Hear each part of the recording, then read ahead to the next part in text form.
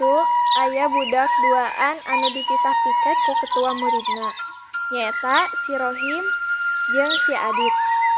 Ketua murid eta rada tegas nitah piket ka budak dua eta, pokna.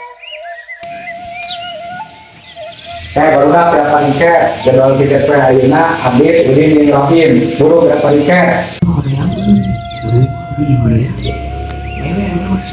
Nanti bagi si Udin.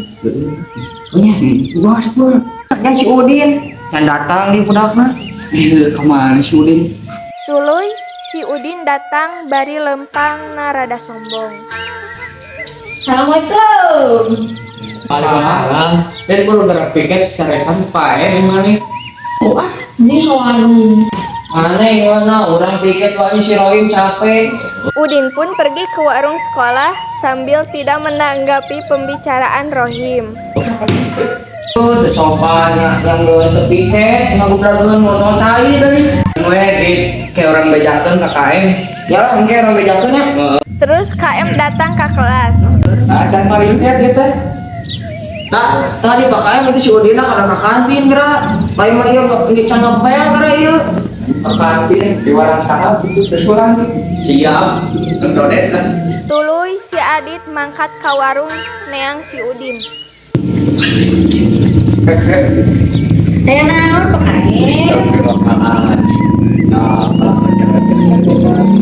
Si Rohim mager rajin tepas mana keplong. Lah enak tuh hoream euy. Real biasanya kita piket mana perbu mah.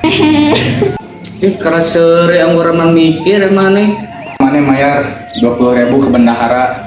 Menunggu harap kepiket deui mayarna jadi 40.000 entah yang apal. Kok lah tak bayar tadinya.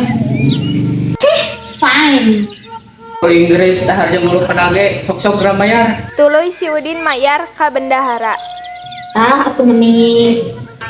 Akhirna si Udin mayar denda ka bendahara sabab tepiket kelas.